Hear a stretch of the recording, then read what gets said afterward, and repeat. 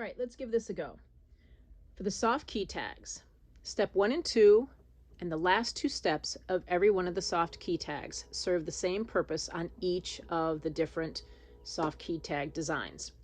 So step 1 will always be on the stabilizer to show you where to put your fabric over top. Leave a nice seam allowance. It's easier to cut when you have a little bit more to grab onto. I could put it right along the edge and think, oh, I might not have to cut as much, but it's tougher to cut when you have a shorter seam allowance, a smaller, narrower seam allowance. So I like to leave a little extra. It's just easier for grabbing. Then step 2 is the tack down. It will go around twice. That's normal. You want it to go around twice. You want it secured on there, especially when you go to cut later on. But you're going to have another step over it, so it's all good. All right, so step 3 is the grommet. Step 4 is the design. So however many steps in the design you have for any of the key tags, you are going to do all of your design. So then we come to the last 2 steps, and they're always the same. The last 2 steps for these soft key tags. The first one is going to be putting your fabric on the underside of the key tag, and the last one will be the satin. So let's take our hoop off of our machine. Don't move your arm. That's why I always hold mine. Okay, so if you move your arm, then you're gonna have to turn your machine off, turn it back on if you have a machine that will remember where you were at. So anyway, so don't move your arm. Be careful pulling it off. All right, so I have all my design done, turning it over, and you're gonna notice all of these threads, these tails. I like to trim them. I don't like my tails to go outside my stitching area. So I'm going to remove all of these and pull them off. Just makes it look nicer and a little neater. You don't want these sticking out of your satin because then you have to worry about trimming them.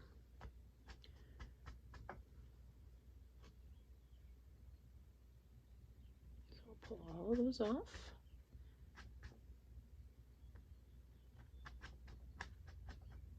Okay. All right, so nothing's going to go outside of our satin trim area. Okay. And then we're going to take our matching fabric and we're going to tape it down. Now, I do have a narrow piece. You might want to use a little bit bigger piece. Makes it easier for taping and easier for trimming, like I said before, but I'm going to go ahead and just take my chances. I think I've done this enough that it doesn't really bother me to do that. Okay, so just make sure you have the thing completely covered. I just use this little masking tape. I get it on Amazon. It's really cheap. It comes in a bunch of different colors, but it works fairly well. So I'm going to tape my sides. If my piece is wider, I usually tape it this way, but because I have a narrow piece, I'm going to just tape the sides. So I want to make sure I'm out of the stitch area.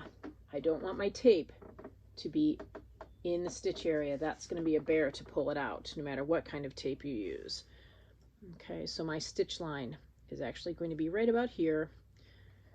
All right, so like I said, make it a little wider, put your tape here and here. Okay, so once you have your back taped on, turn it back over, put it back on your machine. Oops, sorry about that. This is so close to me that I sometimes bump it. The camera is. Okay, so put it back on. And then we are ready to tack the back to the rest of the key tag. Excuse me. So I want to do yellow around the outside. Ooh, guess what I forgot? Actually, I'm going to leave my white bobbin in here for this step because this is the second key tag that I've done and I don't want to run out of yellow while I'm stitching the satin. So I'm going to leave my white in there for just another minute. You can change it now or you can change it for the last step. Just make sure you change it. You don't want 2 colors on the bottom side of your key tag. Okay, so we're all set. I want blue in my machine now. No, I want yellow. Yellow, yellow. Blue were my words.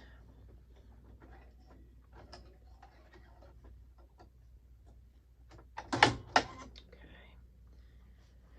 The other thing I'm going to do, if you've never seen this before, is I'm going to pull my bobbin thread up because I don't want a knot on the underside of my bobbin. So let me move the camera just a little bit so you can see exactly what I'm doing. So I'm going to pull a little extra, and I'm going to use my needle down button, needle up, needle down, needle up, and then I'm going to use my scissors to pull my bobbin thread out. And then I'm going to hold both my top thread and my bobbin thread. And I'm going to let a couple stitches go, and then I will clip.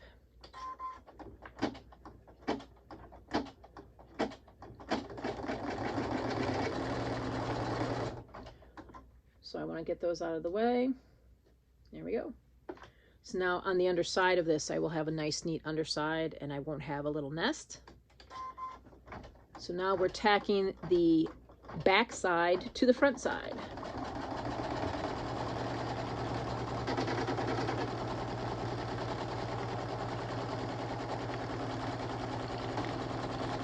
Again, it's going to go around twice, and you want that.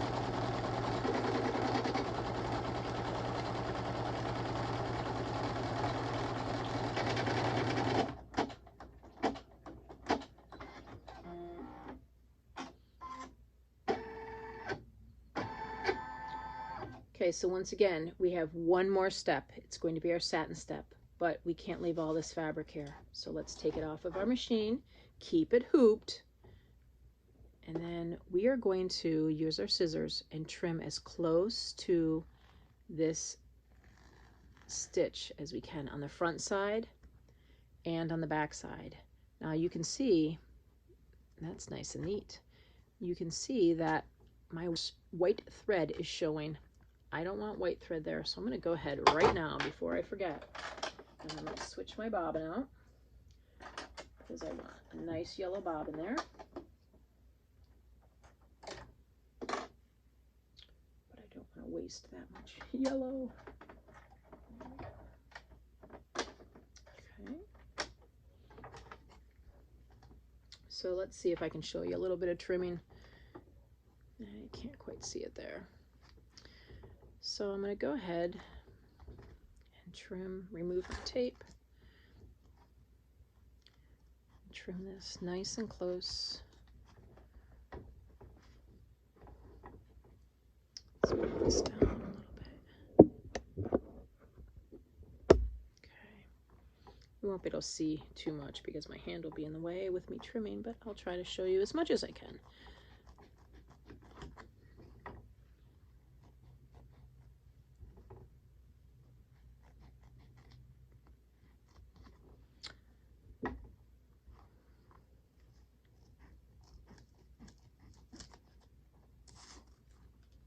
That's not too bad.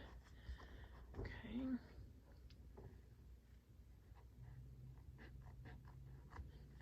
It's hard to do one-handed. Not too bad. The satin stitch should cover it. I'll probably go back and just...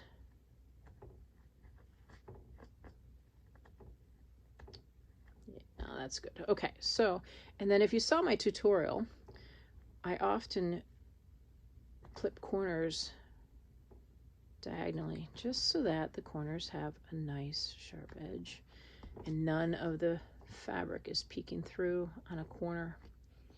It's weird, but sometimes that can happen. Okay, so now I have to do the same to the front side.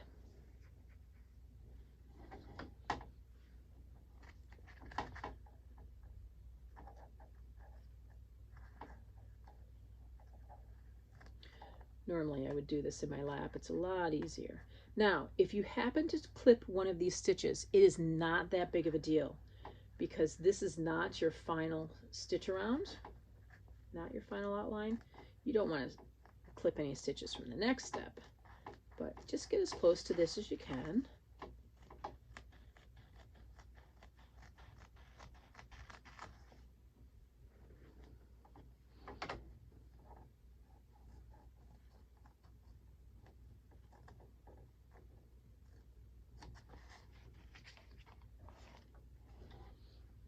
Let's see if I can be a little easier for me.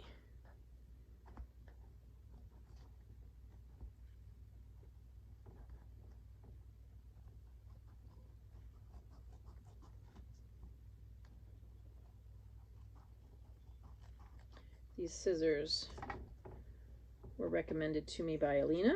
They are Karen Buckley scissors, the 4-inch. They're serrated and they're really nice. There was a little bit of a learning curve for me though, but I do love them. Sometimes I can't get to parts of my design, so I do have to switch to a longer curved tip pair, kind of like this, although I don't care for these because the plastic tends to give a little bit and then they're not as sharp. But I do what I can. So clip my corners. Kind of the same technique if you're doing a pouch. You want to clip your corners. Less bulk here. It's just so they look a little neater. There. Okay. All right, I gotta use 2 hands for that. There we go. And I want to get a little closer on the bottom here. It would probably burn away, but if I can get that satin just right, it's easier that way. I prefer not to have to burn it away. There we go. Okay, so that looks pretty good. So front and back are trimmed, and we're ready to do our final satin stitch. Put it back on your machine. Again, don't move that arm. There we go. Okay, so I'm going to use the same technique. Needle down, needle up. Pull my bobbin thread out, not too much because I don't have a lot of yellow left on there. And let's give it a go.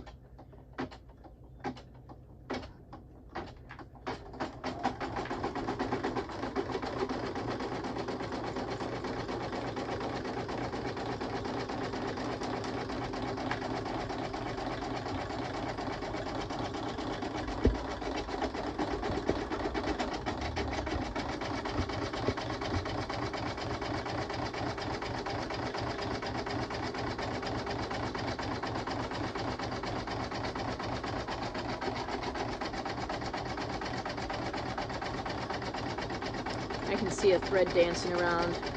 Never use your fingers.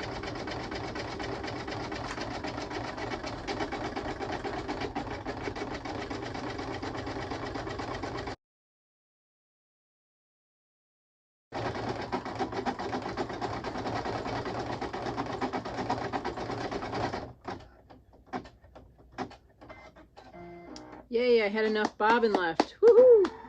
Okay. That is it. We are done embroidering. So let's take it off the machine and we can actually unhoop it at this point.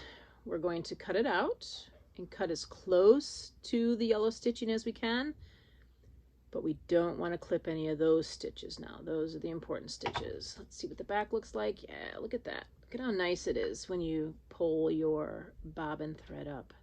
Nice backing, no bird nesting. Okay, so I have a few more jumps to clip, one right here and then one over here, and then I will be back to show you how to burn the edges.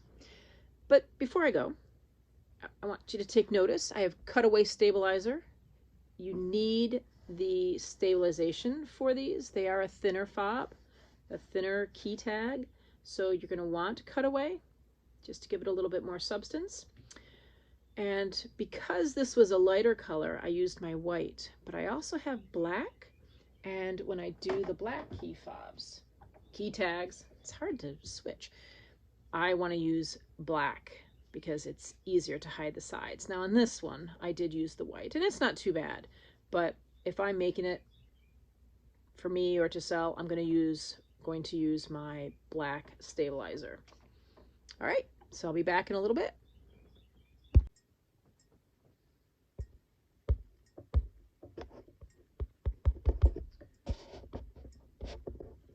There we go. Sorry for the bobbling.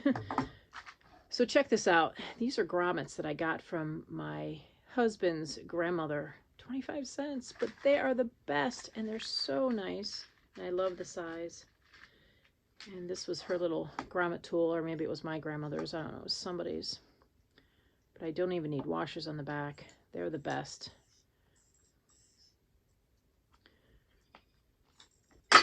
go. Grommets in. And then we just have to decide what we want to use for hardware.